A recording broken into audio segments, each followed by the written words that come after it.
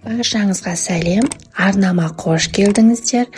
Бүгін мен бұл видеода сіздерге қазақтың ұлттық тағамдарының бірі шаппасай тағамның жасалу жолымен бөлісетін боламын. Ол үшін видеоны соңына дейін көріп, каналға тіркеліп, лайк басуды ұмытпаңыздар. Ең алдымен тағамға қажетті заттардың барлығын турап алатын боламыз. Яғни еттерді, пияз, картоп, сәбіз барлығын видеода көрсетілгендей кубиктап турап шығатын боламыз. Өте қатты майда емес, өте қатты ірі емес, орташа көлемде барлығын кубиктап турап дайындап аламыз.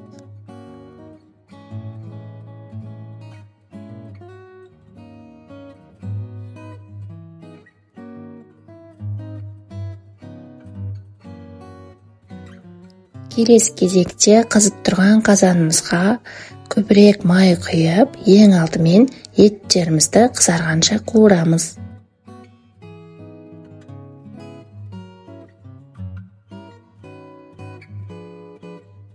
Ет осылай қызарған кезде келесі кезекте пияздарды салып, тағы да 1-2 минутқа қалдырамыз.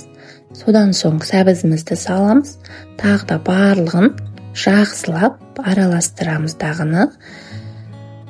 Томат пастасын немесе помидор қоссаңыздар да болады. Және де болгар бұрышын қоссаңыздар да болады. Менде морозилкаға қатырылған болгар бұрыштарын қостым, өте дәмді болып шығады.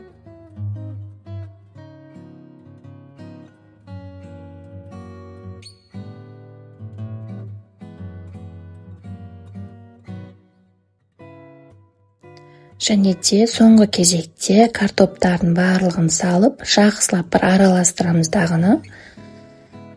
Бетін жауып тұратындай молынан су құйып, қатты отта қайнағанша қалдырамыз.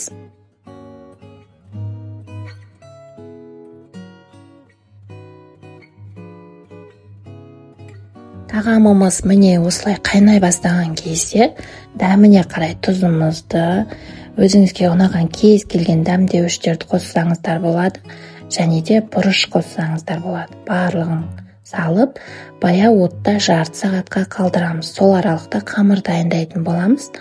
Ол үшін ең алдымен ыдысымызға жұмыртқамызды, тұзымызды және де салқын суымызды құйып, барлығын жақсылап араластырып, қамыр илейтін боламыз. Қамырды жақсылап илеп, демалдыруға 10 минутқа қалдырып, содан соң шұқа етіп шайып аламыз. Тағамға қажетті заттардың барлығын, сонымен қатар қамырға қажетті заттардың мөлшерімен видеоның астына описание бөліміне жазып қалдырдым. Сол жерден қарап таба аласыздар.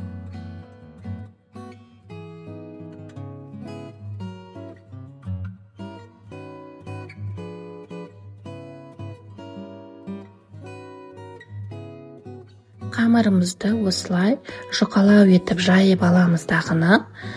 Қамырға майымызды барлық жеріне тиетіндей етіп жағып шығамыз, видеода көрсетілгендей етіп. Содан соң келесі кезекте дәл видеодағыдай 4 бұрыштылап кесіп дайындап алатын боламыз.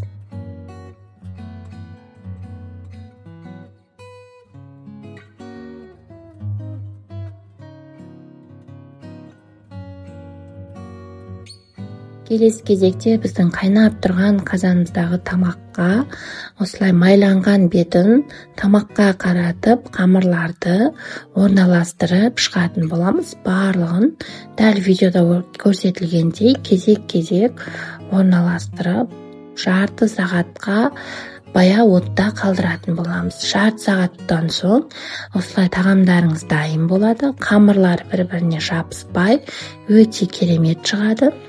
Сіздер де осылай жасап көріңіздер.